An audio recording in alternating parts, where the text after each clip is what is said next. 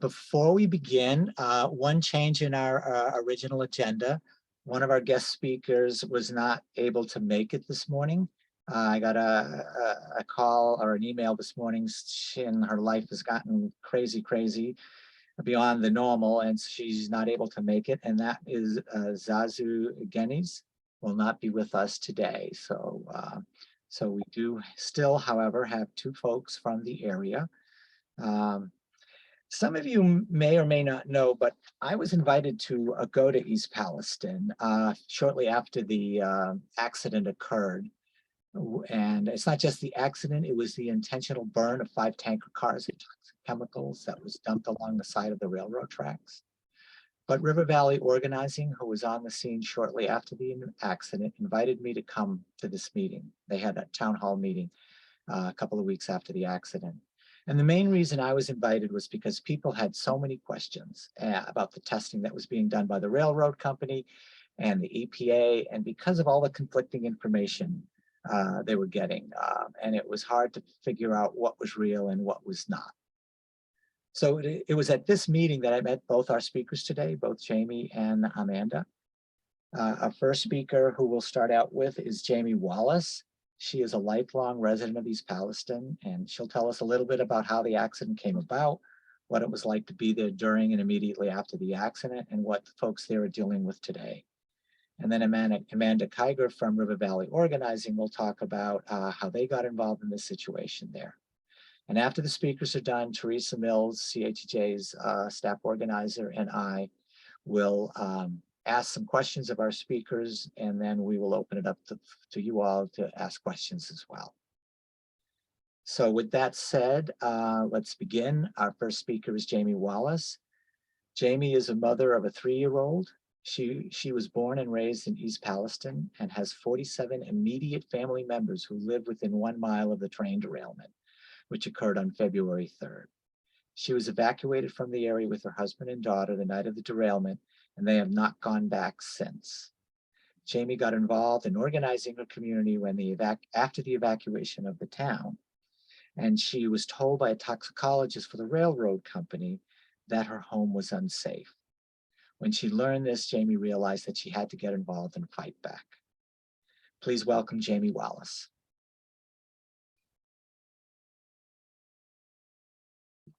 You're on mute, Jami. Sorry.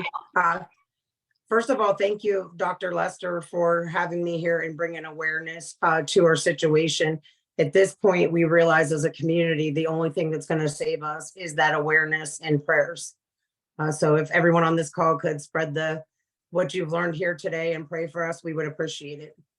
So on the night of the derailment, I was sitting at home with my 3-year-old, and I was watching a friend's child. The first thing we heard were sirens. East Palestine is a very small community. When we hear sirens, the first thing you do is you jump up and look out the window and you start making phone calls. You know, that's just the small, tight-knit community we are. I first learned about the derailment from my mother. She called and said, this train is derailed and it's on fire. So, keep me updated, and you start calling around. It was actually my mother who called me and said that the police had just showed up on her doorstep and they were evacuating everyone within a 1-mile radius. Literally, there's probably still food on my stove to this day because we just ran out. We didn't know when someone tells you leave your home right now, get out of here, you go. We literally grabbed, the baby a change of clothes, and we went out the door. We didn't even know where we were going at that point. Because we are such a rural community, it was hard to even find a hotel. My brother had a hotel room. We said, we'll crash in your room for the night because we thought we were going back, the next morning. So, at that point, we left. My daughter has never been back since. I've been back to get items out of the house, to grab, to have some interviews and things like that, but she has not been back to town. And actually the first time that I went back to town was the Sunday after the explosion. I had to go to the assistance center to get reimbursements for my hotel so that I could stay another night in the hotel. I was also going to run back in my home and grab prescriptions. It's not something you think of when you run out of the house is to grab your meds, but you know, we needed those. So I went to the assistance center first, and everyone was talking about how this smell was much stronger. A strip of road between a neighboring town and ours, between East Palestine and Negley. And I kind of took that in and listened to people. As soon as I pulled in my driveway, Sulphur Run, one of the contaminated creeks, runs next to my house. My front door is about 7 steps to Sulphur Run. As soon as I pulled in that driveway, this smell hit me in the face. I started choking. I was able to run in and grab some things, grab my medication, grab some clothes that I had in the clothes dryer. By the time I got back to the hotel, my entire room smelled like chemicals. I didn't have to stick my face up to the cloth to smell it. You know, it was that strong. And I knew that those creeks were contaminated. Again, that strip of road that everyone was talking about smelling so bad, the creek actually runs parallel to that road. When I pulled in the driveway and what I saw in the creeks, what I smelled, what I felt, you know, I'm not a conspiracy theorist. In all honesty, had I not experienced that myself, I probably would have just trusted the EPA. Long story short, they came in to do air testing on our homes to show us that it was safe. Since then, the EPA has admitted that they did this testing at an insufficient level. They were testing for close to the lethal limit instead of a safe limit. But that's what they were using us to convince us to come back home.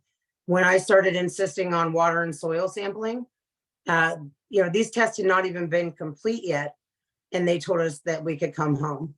So because I was persistent, because I used my voice, I got a toxicologist for the railroad into my house. He saw some of that creek water coming down my basement wall and said that if that puddles and vaporizes, those vapors will, you know, be exposed. You'll be exposed to them all through your house. The next day, the gentleman from the railroad called me and he said, "Hey, you know, I agree. Your house is in a unique position. This is a unique situation. Basically, give us a number and we'll move you out of there." I thought about it for a split second, you know, take my money and run. But then I thought about all my family, all my friends. If they were wrong about my house, you know, they were wrong about so many others. So I kind of spoke up at our town hall and I said this. Ever since then, I've been heavily involved. If I would have heard someone pre-February 3rd talk about the things that you'll hear about, I would have think they were a crazy conspiracy theorist, you know, talking about EPA cover-ups and the government being owned by the railroad. But that's the reality that we're still living in today. As Dr. Lester kind of alluded to, it changes every day. We get more and more information every day.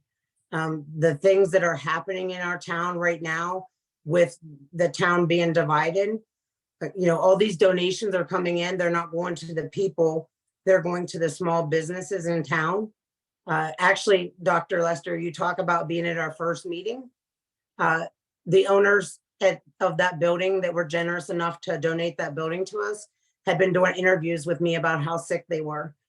They had offered me, well, RVO, a place to store water when it was being shipped to us. The next day I get a phone call, we rented that space out. And I'm like, that's kind of odd. Why are they flipping?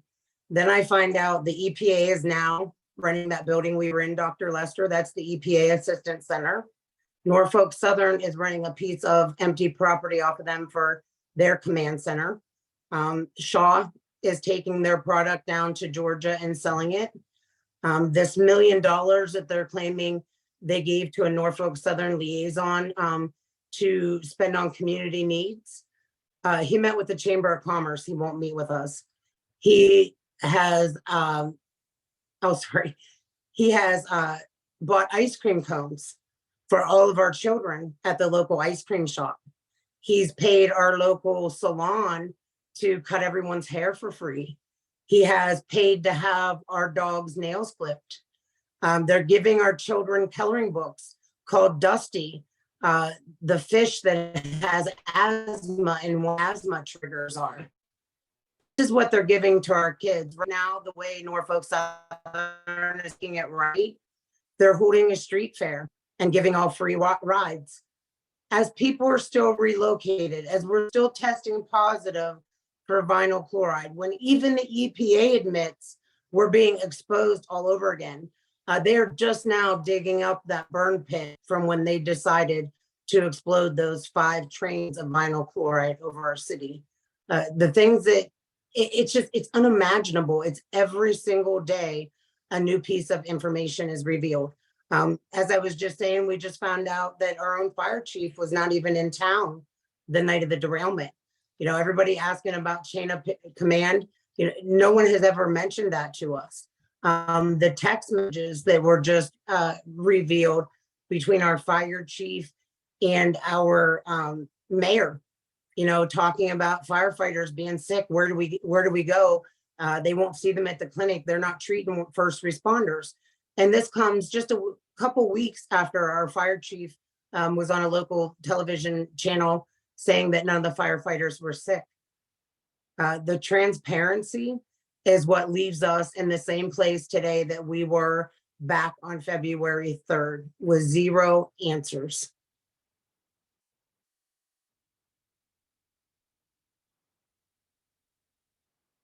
Okay, great. Thank you, Jamie. It's really powerful what you're saying. I mean, it's, you know, when I was there, things seemed just like that, and it doesn't sound like things have changed in the couple of months since then. It's still very intense. But thank you. We'll get back to you with a few questions. So next is Amanda Kiger. Amanda is a lifelong resident of the Appalachian Ohio River Valley. She is a mother, activist, and trailblazer for the underrepresented. Amanda is a survivor of the drug war, losing her husband and daughter to this outright war on families. She has experienced the degradation of violent policing and the connectivity of marginalized communities being controlled in a militarized police state. She has spent the last 10 years pioneering community-led actions and the service of power model, which organizes communities around their own needs in order to spur on grassroots liberation. Through triumphs and trials, Amanda has built River Valley organizing from the ground up. After nearly a decade of work, the organization has grown to include a large network of movement collaborators. Amanda continues to fight the drug war, and the government-sanctioned poisoning of our communities. Welcome, Amanda. Hi, Stephen. So where to start, right? Especially after hearing Jamie. So anything that when I talk about, I guess is the best to talk about how we got involved, right? And actually how we got involved, honestly, was with Jamie and her partner, Chris. I was actually on the Seneca Reservation, visiting family and friends when this happened. And all of a sudden my phone just started going off, honestly. That first there was a derailment, and my first thoughts were like, oh my goodness, just what is going on there, right? And then all of a sudden our emails, our inboxes on Facebook, and my phone just started blowing up with dozens of calls. East Palestine's on fire. It looks like a bomb went off there, right? What are we going to do? I got calls, messages from Jamie and Chris. This is going on here. What's going on? It's just complete and utter confusion, right? And just disbelief.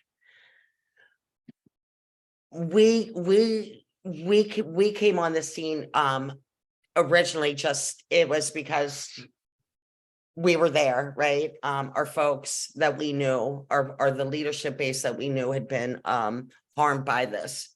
And we know from being RVO and working on environmental degradation throughout the River Valley, we already knew the EPA and big business was going to put a smile and a stamp on this and just cause confusion, which has just happened from the start of like, where do we get answers from? There have been no really good answers from the EPA, from trying to get testing in for people to what types of testing are needed, what levels are tested. all of this, even till now, Stephen, as you and Jamie both alluded to, it doesn't seem to get any better. We've got that word soup tornado. There's lots of data being thrown at people, with no real dissemination for people on what does that data mean. There are numbers being thrown out when we know that the levels and the testing that is being done isn't what it needs to be. So RVO, that's where we came in, right? That's where our vision was, is what are those structural and systemic pieces that are needed to be done for the community at large. One thing that we know for certain is that the government, the administration, EPA, and Norfolk really want to downplay this, right?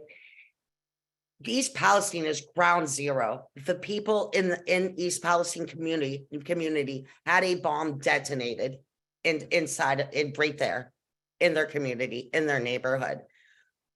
And then this plume went on to poison 300,000 to 500,000 people, right? They put this on, this went, and it just went out. And so River Valley, and for our organization and our people, we're really looking at that bigger picture. What do the folks need? And then we went into our 5 demands, right? So we're going in, we want independent testing, right? We want this, we want the soil. We want people moved. Everybody that wants to be moved needs to be moved out of there, and not with these gift cards and reimbursement pieces the way Norfolk is doing it now. That is not working for folks. It's actually forcing people back into poison homes because they're not able to withstand this relocation. So, and also we want for folks to have medical coverage that of their choice, not at a clinic that is paid for and doctors that are paid for by Norfolk Southern going into a clinic, but being able to go to their doctors of their choosing. And so that's where we sprung into action. How do we get people information that they are able to understand and disseminate? People aren't stupid, but they don't have high level degrees, right? To talk, no, what are the scientific meanings of all of these pieces? What testing is needed done? How can we organize and bring folks in on these pieces? How can we get folks relocated? How can we help that to move better? How are we able to get people medical testing and medical coverage that is needed now, not later? So they know what's in their system, so they know how to deal with those pieces. Those are those pieces that we're honing in on at this point. So we're looking to get everybody in a 15 to 30-mile radius medical coverage now that Norfolk Southern pays for. That is by doctors of their choosing. We need community scientists that is paid for by Norfolk Southern, that is of the community's choosing, to work with the community and to be able to disseminate this information back. And we're working with the wide array of scientists and researchers that have come in to really help the community. But there's so much of that going on too. So many of the researchers are coming in, they're doing the research, but getting that information back to the community is also a bottleneck. So we're really working with those researchers to actually connect those folks with the community. And then also those researchers back to give the information out of, this is what they're learning, this is what that means. And Stephen, if you could pinpoint me on some pieces, because I seem to have got myself into like a little hole. And excuse me, I've come in out of vacation, so my brain's half in both places, and I seem to have got myself stuck in the middle here. I don't know how to raise my hand, Stephen. I apologize. But I just wanted to add something to that, Amanda. Something that we were just working on is we actually came up with a new set of demands. Because the demands are changing. Every day, right? Every day. We still have the core ones in there, but the one that we want to really hone in on at our press conference tonight is to get Governor DeWine to declare a disaster in East Palestine. That's right. That's right.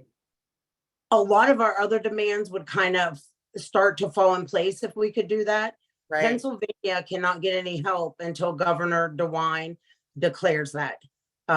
Thank you, the president has expanded the deadline to I think it was July 3rd or 4th, Amanda, It's do you know? July 3rd. We need him to declare a national emergency by July 3rd, or we're gonna lose this window, right? And that Mhm. opens up everything from housing to medical testing to everything that the community needs. Where the FEMA housing at? FEMA can't come in and give people housing until DeWine lets the feds come in. Please, you can talk, yes, and in with that. I'm sorry. Yeah, it's just Right. there's so much, and I apologize because I could talk for hours on this. There's so many pieces. And as Amanda was speaking, it brought some things up in my mind. The other thing that really bothers me is this Norfolk Southern Assistance Center. They Yep. are acting like they are doing things for community members and getting them temporarily relocated. The 1 mile zone that we keep hearing about was set up as an area in which the shrapnel would fly if those tankers exploded. It was never meant as a distance to determine chemical exposure or anything else. Norfolk Southern is literally playing God with our lives. They are basing this temporary relocation on a whim. What they are allowing to be reimbursed, they will say, okay, well, they did say we will temporarily relocate anyone within this 1 mile zone. My house, along the creeks is really bad. And without proper testing, who's at the most risk now? Is it us in East Palestine, or is it the people in Negley where all that water flowed and they all are on wells? We don't know. You have these people that work for Norfolk Southern. There also are their insurance adjusters, or who we actually deal with, and they take our paperwork Right. back to Norfolk. Some people, they'll say, okay, I'll give you a 3-month lease. Amanda, you gave me a real good crybaby story. I'll give you 6 months. Stephen, you live across the street from Amanda. I'm not giving you a thing. Yeah. I'm going to go ahead and reimburse you for entertainment for your children. Jami, I won't pay your $100 bill to Chuck E. Cheese. I'm going to highlight the food. It doesn't matter if your 3-year-old's been locked in a hotel room for 3 months. So they're just doing this kind of on a whim. It depends on which person you meet with at the center, what their mood is, and how persistent you are. People that don't speak up, my aunt and uncle, for example, live at Ground Zero. They gave them a $500 card to stay in a hotel for a week. My cousin found out the next morning that they had canceled their hotel reservations. He said, why? It's not enough money. So he called and raised a fit, and he was able to get them enough money. But how many people are not going to say anything? Especially, we have a lot of humble, prideful people in the area. I paid my way through college, through law school, through my master's program. I have never asked anybody for a thing in my life. And now I'm being forced to go to Norfolk Southern. That would be me like telling you this person raped you. Now go beg them. They're going to make it right. Right. It's degrading. It's humiliating to have to sit there and highlight receipts and try to explain that your 3-year-old dumped your shampoo out in your bathtub, and that's why you bought shampoo twice a week. I've never had to explain things like that to anybody in my life. When they're asking for, well, show me your medical records. This goes so deep. People are testing positive for vinyl chloride. The CDC puts down an initiative, which we have video of doctors saying this. Talk about transparency, we record everything now. The doctor telling my brother that the CDC sent down an initiative to no longer test for vinyl chloride because the half-life is so short, it would have been out of our systems by now. Yet people are testing as high as 1.3. That tells me we're being actively exposed. Right. If it wasn't for a local chiropractor who lives in the area saying, if you establish yourself as a patient, I will write you these prescriptions, people wouldn't be getting these tests. Only, I think like 20 or 30 people have been tested at this point. It's also a huge cost associated to it and not covered by insurance. And like 75% of those people have tested positive for vinyl chloride. And the CDC is telling our doctors not to test us. Like this stuff that's going on, I know it sounds insane, but I have all the videos to back it up. It has taught me that. It's made me I don't want to say paranoid, but just because I don't like having what I say misrepresented. I can't deal with lies. That's just a personal thing of mine. So there's nothing worse than someone telling you something and then saying I didn't say that. So I want to have proof that you did say that. And I apologize for taking up so much of the time, but there's just so many pieces of this. It's unimaginable that we live in the United States of America and that this is going on. When we went to the White House, some of the senior advisors said, I'm sorry, we didn't know people were sick. I had a full grown man crying, showing him pictures and telling him stories of what was going on in our town. And when I came back to town, people asked me this question: how did they not know? And I said, it's like this, we're a government for the people, by the people. By the time it gets up to the federal level, it's no longer what's going on with the people, it's politics. Our local mayor, the only time he mentioned on television with all these press conferences that we were sick was when he exploded on me and was yelling, I want to know why people are sick too. You have the EPA saying everything's okay. You have DeWine coming in and sipping our water and saying it's okay. So how does the federal government know what's going on at this local level? They didn't. And that's a sad place in America for all of us. And they still don't know what's going on there.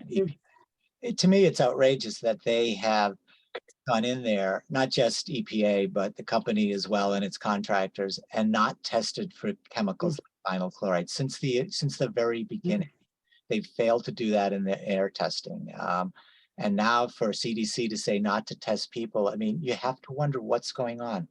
That's not the approach of a public health agency. It's not the approach of people who want to get answers for you all on the ground. The CDC got sick when they did bring people into town. They brought a group of 14 CDC members early on to go door to door and kind of talk to people about issues that they were having. The report didn't come out. Amanda, do you know how long? It was like a month or two later. Yeah. That half of those CDC workers got sick, returned to their hotel rooms, didn't go back the next day, and felt better after being out of those chemicals. That's one of the things we keep asking at these EPA meetings is, why are we sick? Yep. The EPA keeps saying we can't find a pathway to exposure, but really that's not their job when you think about it. They test the environment. The CDC should be talking to us. And I just had a phone call with Mark Durno from the EPA this morning. And he said, we were supposed to have that meeting this week with the CDC because the community demanded it, but I can't get anyone down here. So this week we're going to change the topic and push the CDC back. Does the CDC not want to come back because they got sick? Why aren't they here when their own employees got sick? I mean, these are just some of the questions that I have. Yeah. All right, so let's transition. Thank you both. Thank you, Amanda. Thank you, Jami, for your comments and thoughts and presentation so far. I think now we'll transition to a couple of questions, first from me and then from Teresa, and then we'll open the floor up, I think, and get some general questions. So my first question, I guess this would be for you first, Jami, and then Amanda, you can chime in as well. But I think, what you've experienced so far has been horrific. You've seen how government has responded to your situation. But something that I'm hoping you can share for our listeners and participants here today is like, what have you learned about government as a result of this experience thus far? I mean, you can, I don't want to ask it first in general about government and then specifically about EPA, if you could. What I've learned is that I can't trust my government.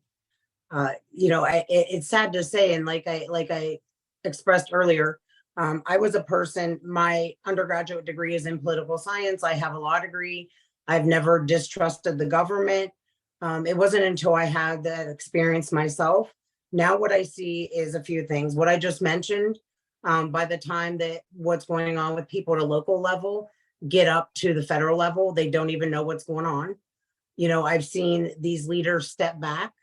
Their pockets are lined by these big corporations Bill Johnson, one of our representatives, was at that meeting when I said out loud that my home, you know, the EPA standing up there saying no homes have been deemed unsafe. And I'm like, wait a bit, you know, what about mine? And of course, Bill Johnson tried to pull me off the mic really quick and said, fill out this form and I'll get back to you. I filled that form out on February 15th. It was my birthday, so I remember that date. I've called his office at least a dozen times since then. I've never heard back from him. I was calling DeWine's office on a daily basis. I've not heard back from him. The mayor, he went to one meeting with us and divulged a bunch of information. So did the EPA at that meeting. Great meeting, but we haven't heard from him since. He won't even speak to us. You know, so this is the government. The government is not protecting us. You know, this could happen in any community. It just happened, you know, to be East Palestine. And the fact that our government is not helping us, the fact that we can't trust the EPA, you know, the EPA, when they came in to test our air, it was a person from the EPA and a person from the CHEJ. The paper that we had to fill out said that we were allowing Norfolk Southern and its affiliates to come into our homes. So I questioned that. Well, CHEJ is paid by Norfolk Southern, but we're being told by the EPA, you can trust them to do water surface testing because we're right next to them. You came in our house and said our air was okay right next to them, and now you're telling us that that was insufficient. The response has been terrible is an understatement.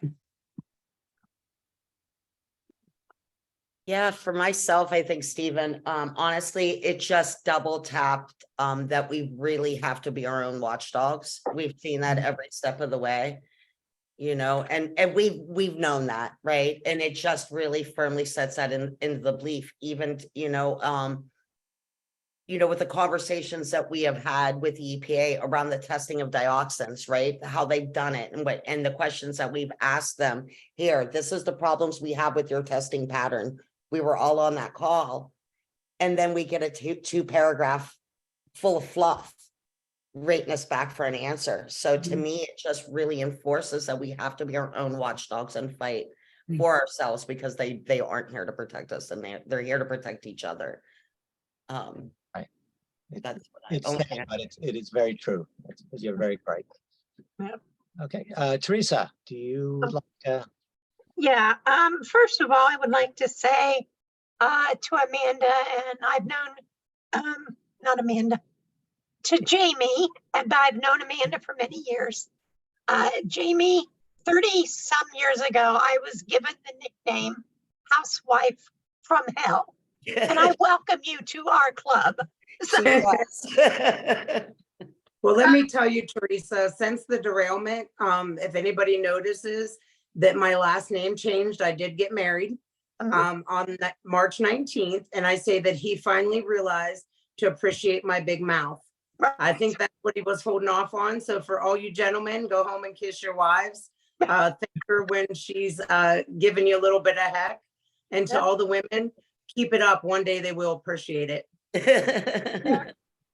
my question, one of the questions, I have many, but I won't be selfish, but can you share with us what you feel has been the worst problem or the worst situation you've been into? I know there's many, but I think the worst situation is this divide in our town. It's when you look at people that are leaders in your community, the pillars of your community, when they're, you know, their kids are raising GoFundMes that say that they're going directly into the hands of the people. And then they donate it to their mom's community foundation, whose full purpose is to plant flowers and buy new benches for the park. You know, the people that are trying to, I don't know how to say this politically correct, but you know, you dip something in gold, it's still that thing. That's what they're trying to do to our town. And to see your own people, like these are people I've known all my life. You know, even if my kid wasn't one of the ones getting sick, you bet your butts I'd be fighting for their kids. So to see this money come in between our town Norfolk Southern purposely sat back for a couple weeks and they watched. That's why those business owners pull up their old interviews. I've been posting some of them. They sat back and watched, and they seen who the leaders were in this community. And then they went to them with money. Right. They were able to successfully, the new slogan, let's be the greatest comeback in history. Alan Shaw said that, up at one of the set-in hearings. That to me means you shouldn't be using that. Now is not the time for a comeback. As much as I want to come back, you don't come in and start cleaning up from a hurricane until the hurricane's gone. They haven't even dug up that pit yet, that they, tapped those tankers and drained all those chemicals into a pit and caught it on fire. Just to back up a little bit for people, the railroad then covered that with gravel to get the tracks back up. They cannot run a train through an evacuated town. That's why, they lifted this evacuation so early. There was trains waiting to come through our town. Some of them were back running through our town before the community was back, in their houses. Right now, they're digging those tracks up. When I asked Mark Durno, because they were doing it, he's from the EPA, I apologize. They're doing it one track at a time. And I said, why are you doing it one track at a time? He said, to keep the trains running. And because you would not want to be exposed to that much contaminated soil at once. People started getting sick that weren't sick before. Oh, wait, it gets better, Stephen. Then he goes on to say, in fact, when we have them do the other side of the track, we're going to ask them to dig it up in smaller increments and then backfill it. So while this is going on, you have a business that's basically, it sits at ground zero. Across the road from them, there's a house. The house looked like one of those tankers were laying in its backyard. They're good friends of mine. Shelby Walker is her name. She tested positive for vinyl chloride and benzene in her system. Her husband tested positive for vinyl chloride. They have not had their children tested. But while this business across the street all last summer was, remodeling and stuff to get it ready, their kids played together. They started their own business selling firewood. So when the EPA is saying we're being overexposed, when you have people testing positive for vinyl chloride across the street, when those are your friends that are sick, how can you as a person throw a grand opening and a Jeep parade through our town? You're asking your friends to be exposed to what we were already forced to be exposed with. It's kind of like, the people you trust hurt you the worst. So I think that has really been the worst part of it. The EPA lies. The EPA is not my friend. They're not my neighbor. Right. Just one comment, Jamie, about this guy from EPA, Mark Durno. He has a history of being involved in these kind of intense situations. He was involved in the Flint thing. Mhm. And the crisis in Michigan. And so he's able to look you in the eye and basically tell you, I don't know if it's a lie or a misstatement or a mistruth, and look like he's serious and sincere. He's not your friend. He's not trying to get you information that's helpful to you. He's protecting the establishment, whether it's the company, whether it's EPA, whether it's a politician.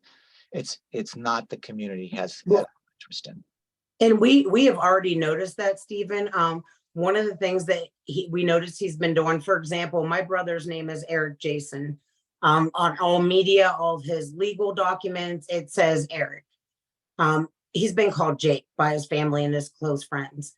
So all of a sudden, Mark Durno starts calling him Jake at these meetings.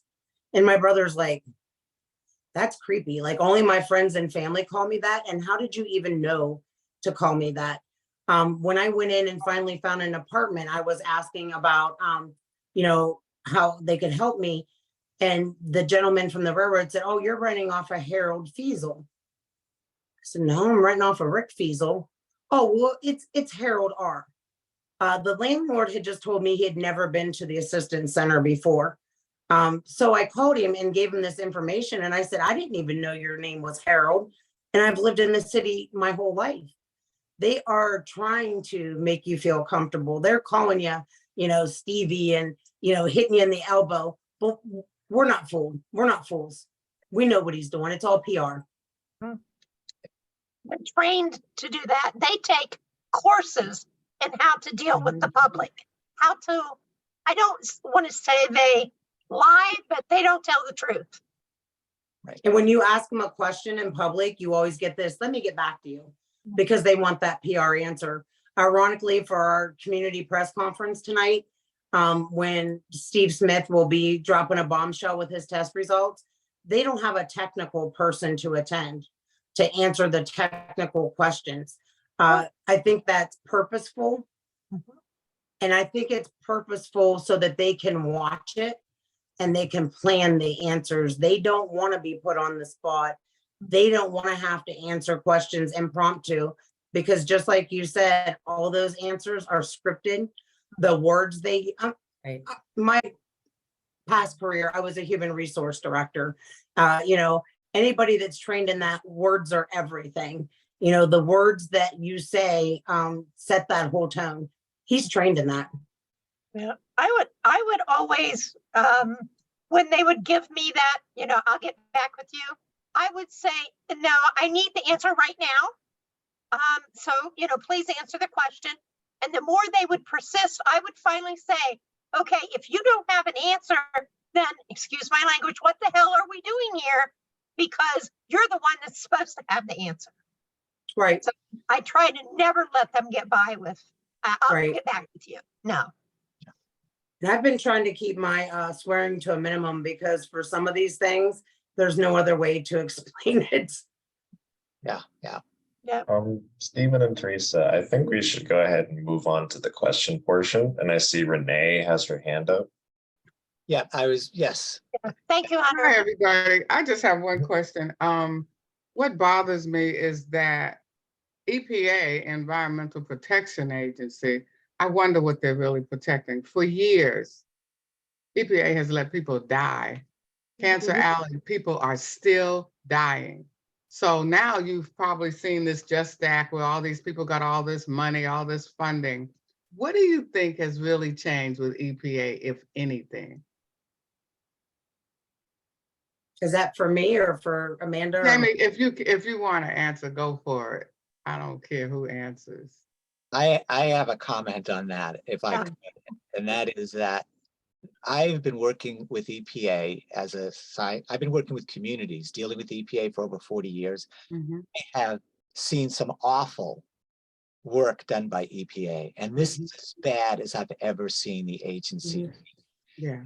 I mean, to create a narrative before they do testing that everything is fine, and then just continue, no matter what the data says, to continue to stick to their narrative is just, it's a scripted story of what's happened, and it's just false. It's just not true. Yes. It's been fortunate that folks like Jami have been able to say, well, how can we be fine when we're reacting the way we are? We have nosebleeds, we have headaches, we have, allergic reactions, skin rashes. All of that is real for people. And yet EPA says it's fine, and it's not. And they've just stuck to their guns, and they just need to be held accountable. And that's why I'm glad the group is really forming now to do that. So you guys may add to that too. I don't know, but that's I think, what's going on in here in our community is exactly, this has been going on for years, but this is just an exaggerated version of it. It is so big. The lies are so apparent that I'm hoping that we're not suffering in vain, that this opens up the eyes of not just our community, but the nation, as to what is going on. Like I said, this is nothing new. This is just something that's so in your face and that affected so many people that it's so apparent now what's going on. It's always been happening, but this just made it apparent. Yeah, and I was going to say to you, Jami, don't feel like what you're experiencing with the community being divided is unusual. It's happening everywhere. And a lot of these people, these politicians, it's done strategically, because if you divide, you can conquer. Right. So part of our work is to try our best to get the people educated and try to bring them together. And it's a monumental task, don't get me wrong, But thank you so much. Thank you. I have one thing to say real quick on this is the EPA, as we've all probably called it, stands for every permit approved. So they're a permitting agency. Yes. Jamie, this is kind of a quick question and something that we all need to think about is where is the Ohio Department of Health? They are your health department. Yeah. Where are Let me they? tell you, Teresa, they're on the news saying that these vinyl chloride tests are not accurate, that we're being exposed to raw onions and to fire pits in our backyard. Now, and barbecue grills. Now you're going to get dioxins created from your barbecue grill, but this great big barbecue that they did over our town didn't create dioxins. Yeah. And if you paid close attention to the article, you know, what he was the director of the Ohio Department of Health said in this particular interview was there's no way to test for past exposure of vinyl chloride. But the way the article was set up was like, there's no way to test for vinyl chloride. Why is he doing interviews saying why we're not sick and not down here telling us why we are sick? So that's where he is right now. I would question his vitae. His credentials. Right, so I'm other, gonna, yeah, go ahead. I'm gonna start reading from the chat. So Helen Ray asks, how have the citizens been able to organize to combat the obstacles that have been presented to them? What I did is I started a unity council because what we saw was there were many different little groups that were organizing, just groups of friends. You know, you also had like RVO and Clean Air Moms trying to help, but this was so big, the capacity of any one organization can't take this on.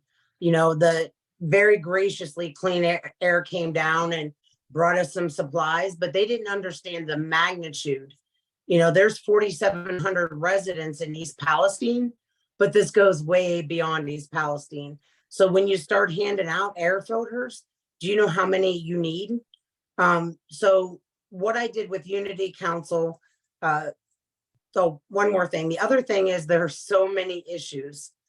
You know, for one person to be investigating what the EPA is doing, what the CDC is doing, what the city government's doing, you know, looking at addiction, you know, so many people are falling back into addiction because of this. People have lost their jobs. People have, you know, there are just so many different aspects. The animals dying, you know, all the fish were dead, but come on back home, it's safe for you. So this Unity Council, the idea of it was to have a message in solidarity between all those small groups. We noticed the railroad would invite this group to this meeting and this group to this meeting. So we wanted to have that message in solidarity. We also wanted to information share. There is so much information coming out on a daily basis. You know, sometimes somebody will say, did you see this huge breaking news 2 days ago? No, I didn't. And it's also so that we weren't duplicating efforts.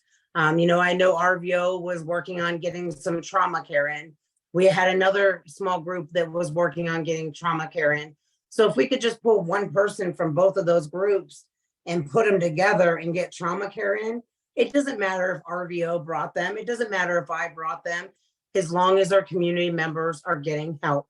You know, if we can find 25, you know, at the time we were looking for house cleaning, you know, they sent us back into our homes, didn't tell us how to clean our houses or what to clean them with.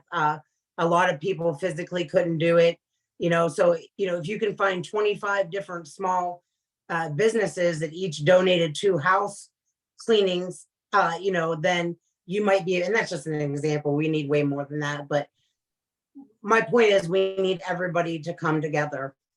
This Unity Council represents, we have representatives from Pennsylvania, from the neighboring town of Negley, from the neighboring town of New Waterford. We have a huge nonprofit that is always given to Columbiana County, the Way Station. We have the director of that. You know, someone from RVO sits on this. So it's this united effort. This is too big for any one group to fight. So that's how we've kind of organized. I guess we've kind of organized and then taken a second step to organize the organizers. because we knew we couldn't do this even with those small groups of organized people. Jeff, you have your hand raised. If you want to go ahead and unmute yourself. Sure. I just wanted to affirm Jamie's experience. About 30 years ago, I founded a group to fight a toxic waste incinerator in Western Ohio, right near Mike DeWine's home. And the OEPA, which was bosom buddies of the people at the incinerator, they kept telling us there's nothing wrong. You upset housewives, settle down. We professionals will take care of it. And none of it was true. I mean, ultimately, the OEPA was humiliated when it was discovered that they had failed to do due diligence when they granted the permit. Some of them said they hadn't even read it after 3 years. So it was an amazingly unusual event to have the OEPA be forced to deny a permit. And now I'm hearing, I live in the Columbiana County in East Liverpool.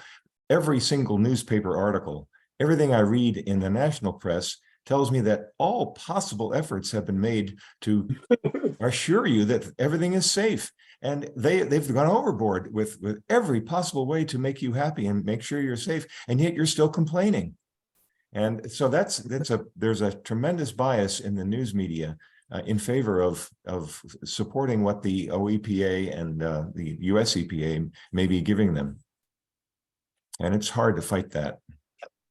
But I think that's why it's so important, Jamie, that you're having this press conference tonight, and your voices need to be part of what's being heard, because they're only getting what they're getting from the EPA and the state, and the company. So yeah, I think it's really we want to be heard. And if anybody wants to keep up on it, we started Unity Council for East Palestine Train Derailment Facebook. The chiropractor I was telling you about also started one called Off the Rails. And I know Status Quo News on the YouTube, they're the only reporters that are walking around talking to people, letting us control our own narrative. Kind of to Jeff's point, I've had media call me, can you get somebody to talk to me about a positive experience at the CDC clinic? The CDC clinic, literally when it came into town at first, these clinics they were sending into us, they weren't even taking your blood pressure. They weren't prescribing medications. They weren't doing nothing but looking at you and saying, oh, Stephen, you look fine. Or Jeff, you're a little red, go see your doctor. So when I called around and got that information, I called the reporter back and I'm like, this is the real story. And I really wanted somebody that had a positive experience. I said, you need to be reporting the truth. Good luck finding somebody, and hung up. So Status Quo has done a really good job, and they've stayed with us. Actually, we lost a lot of national attention, but fortunately we all have a lot of media contacts in our phone. So, the whole thing was, our town has been very gracious with our time in the middle of this chaos. I know it benefited us getting awareness, but the time that we've taken, the number of interviews we've done, like you guys can come to us now. And a lot of them got really upset about the text messages that were released yesterday between the fire chief and the mayor. So some stations that had not even been credentialed have been reaching out to us saying we're coming now. These text messages revealed, that first responders were sick, even though our fire chief was just on television saying no first responders were sick.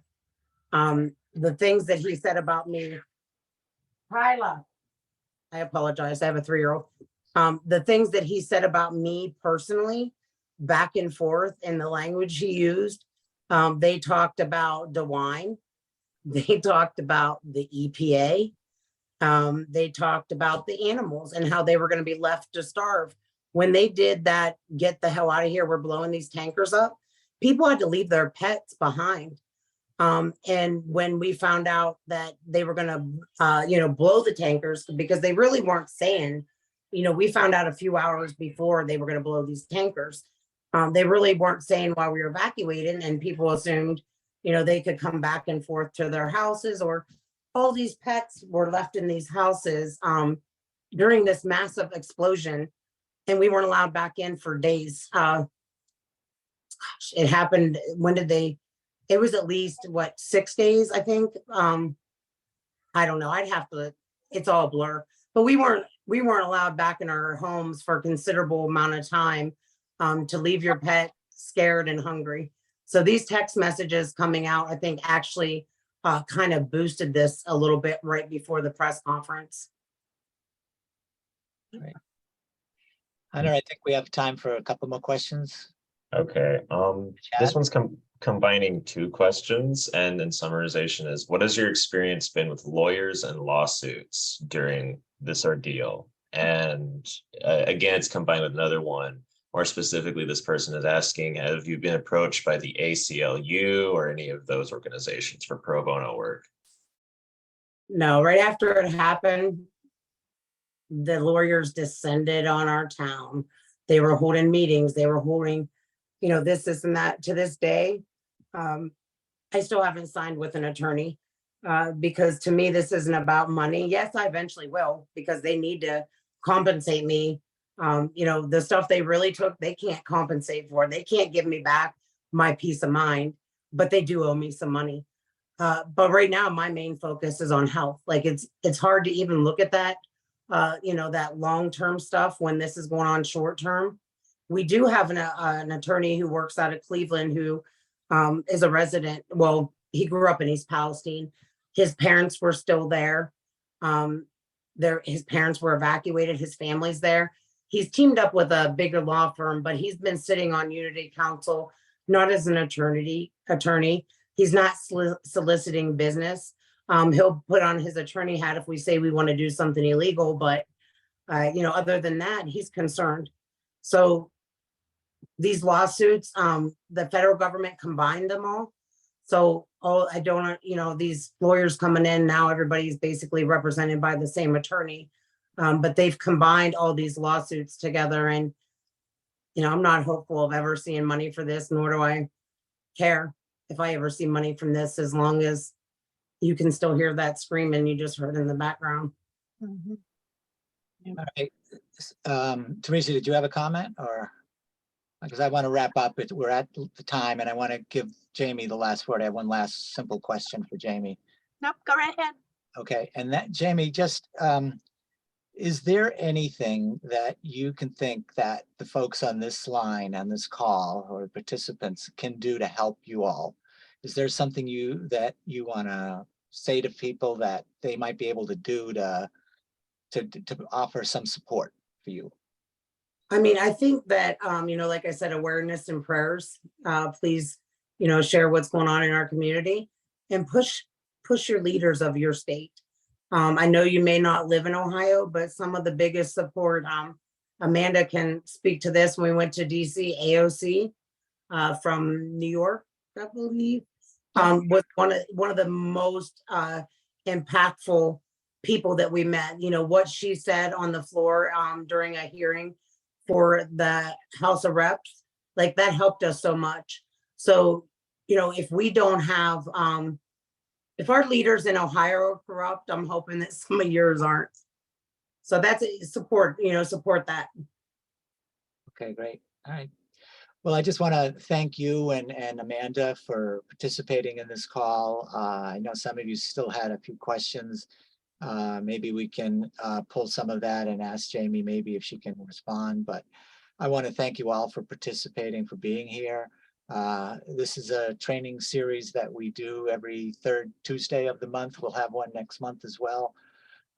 So thank you, Jami. Thank you, Amanda. Thank you all for participating. Just one sentence, Dr. Lester. You can watch our community press conference tonight on the River Valley Organizing's Facebook page or on the Soup Mamas Facebook page. Thank you guys so much. Okay, thank you. And everyone will receive a copy of the recording of this training call.